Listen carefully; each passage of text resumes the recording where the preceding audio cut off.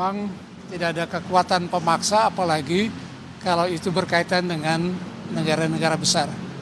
Beliau, maksudnya Bapak Presiden menggambarkan bagaimana kita harus menavigasi hidup kita di antara bukan hanya dua karang, tapi sekarang beberapa karang.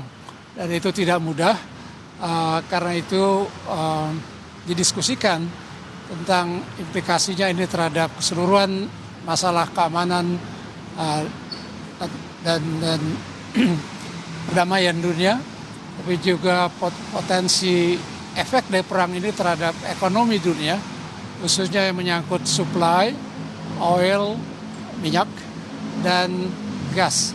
Nah, kita berhitung semua apa efeknya terhadap kita dari sisi itu saja. Tapi juga dari sisi kalkulasi berapa lama perang ini akan berlangsung. Semula Trump mengatakan akan berapa hari, sekarang sudah bicara beberapa minggu. Tapi juga kalau misalnya Amerika akan menggelar pasukan daratnya bisa jadi lebih panjang, dan reaksi perlawanan di sekitar negara-negara Timur Tengah juga akan membesar dan akan, karena itu perang berlangsung lama. Ini persoalan atau dilema yang kita hadapi, ini dihadapi oleh banyak negara, bukan hanya kita sendiri. Karena itu Presiden menganggap penting untuk mengomunikasikan permasalahan-permasalahan yang dihadapi oleh pemerintah, oleh Presiden kepada kita yang diminta datang pada malam hari ini, tapi juga sebelumnya kita tahu kesempatan briefing oleh Presiden terhadap berbagai kelompok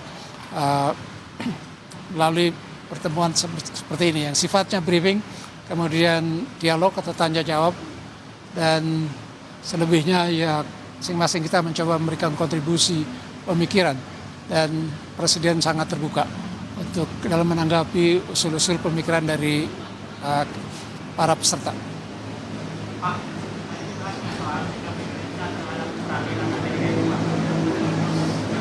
Sikap kita, sesungguhnya kalau kita lihat perang ini kan merupakan tindakan sepihak.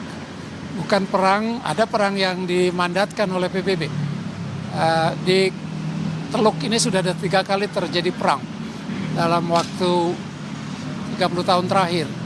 Pertama, perang pada masa Presiden Bush senior yang melawan Irak Saddam Hussein ketika Irak menyerbu Kuwait. Yang kedua, perang 2003 ketika Bush junior melakukan agresi terhadap Irak dengan tuduhan Irak memiliki senjata pemusnah massal. Ini yang ketiga. Jadi tragis memang kawasan ini menjadi lahan perang dan perang-perang besar yang membawa dampak besar bagi dunia, karena sumber minyak dan gas banyak berasal dari wilayah ini. Itu yang juga kita harus berhitung, dampak terhadap kita apa. Pak, terkait Indonesia ingin menjadi mediator, secara menjadi mediator itu kan harus bisa dipercaya dua pihak ya Pak ya. Menurut Bapak tadi diberi masukan nggak di briefing, apakah Indonesia mampu menjadi mediator? Kita tidak membicarakan apa Indonesia mampu atau tidak. Itu kan pemikiran awal. Dengan kata lain, untuk menjadi mediator kan harus juga ada penerimaan dari dua pihak yang bertikai. Dan kita belum lihat tanda-tanda itu. Di mana? Kita bahas, tapi juga dalam konteks perkembangan mutakhir. Apakah dengan perang yang berkecamuk di Iran ini akan melemahkan kemungkinan melemahkan posisi dan mandat BOP? Kita akan berhitung lagi dari sisi itu. Terima kasih banyak.